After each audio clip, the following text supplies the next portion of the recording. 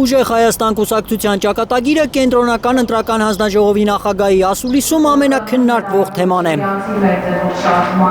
Որ դեպքում հանձնաժողովը կարող է չգրանցել բարերար Սամվել Կարապետյանի կուսակցության ընտրություններին մասնակցելու հայտը, հարցնում են լրագրողները։ Որպեսզի ԿԸՄ որևէ քաղաքական ուժին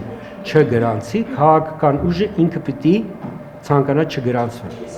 Վահագն Հովակիմյանը նկատի ունի, որ ցանկացած կուսակցություն կարող է չգրանցվել, եթե գրանցման համար անհրաժեշտ փաստաթղթերը չներկայացնի։ Երբ որ բոլոր փաստաթղթերը ներկայացված են, գրանցման հարց որպես այդպեսին չի քննարկվում։ Եթե փաստաթղթերը թերի ներկայացված լինեն, հանձնաժողովը լրացուցիչ 48 ժամ է տալու քաղաքական ուժերին դրանք լրացնելու համար։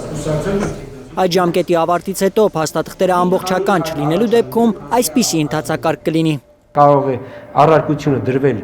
քվեարկության եւ 2/3 ձայներով մերժվել կուսակցության գրանցումը։ ԿԸ նախագահը զուտ տեխնիկական պարզաբանումներ է ներկայացնում այն դեպքում, երբ քաղաքական է Սամվել Կարապետյանի կուսակցության հայտը գրանցել-չգրանցելու ինտրիգը։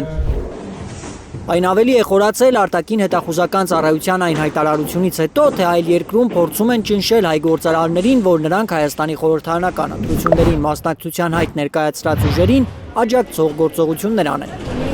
ԱԾ-ն ոչ մի քաղաքական ուժի, ոչ մի երկրի անուն չի տալիս։ Հայտարարությունը քարոզչական դրոշակ դարձրած ԿՊԱ-ականներն էլ են խուսափում ասել, թե որ երկրի ու որ կուսակցության մասին է խոսքը։ Եթե գաղտնազերծվի այդ ուժը, հնարավոր է արգելվի դրա մասնակցությունը ընտրություններին։ Ձեր նկարագրած երևույթը եւ այնինչ նախատեսում է ընտրական օրենսգիրքը փոխկապակցված չէ։ Կենտրոնական ընտրական հանձնաժողովում մայիսի 3-ն է ընտրություններին գրանցվելու վերջնաժամկետը։ Ըստ Հովակիմյանի, դրանից հետո հանձնաժողովը խոշորացույցի տակ է պահելու ընտրապայքարի մասնակիցների գործունեությունը։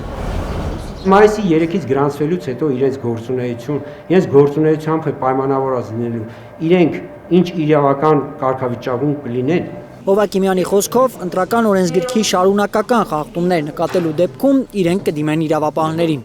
Եթե որևէ կուսակցություն Հայաստանում գրանցվելուց հետո ընտրական օրենսգրքի հետևողական կոպիտ շարունակական խախտումներ թույլ կտա, այդ դեպքում կենտրոնական ընտրական հանձնաժողովը կարող է քննարկել այն հարցը, որ դիմի դատարան տվյալ կուսակցության գրանցում ուժը կորցած ճանաչելու պահանջով։ Հովակիմյանը նաև բացառում է, թե որևէ ուժի գրանցման համար արհեստական խոչընդոտներ կարող է ստեղծել իր գլխավորած հանձնաժողովը։ Ալբերտ Սերոբյան, Նորայր Շարբաթյան, Գագիկ Տեր-Ղազարյան, Հայլուր։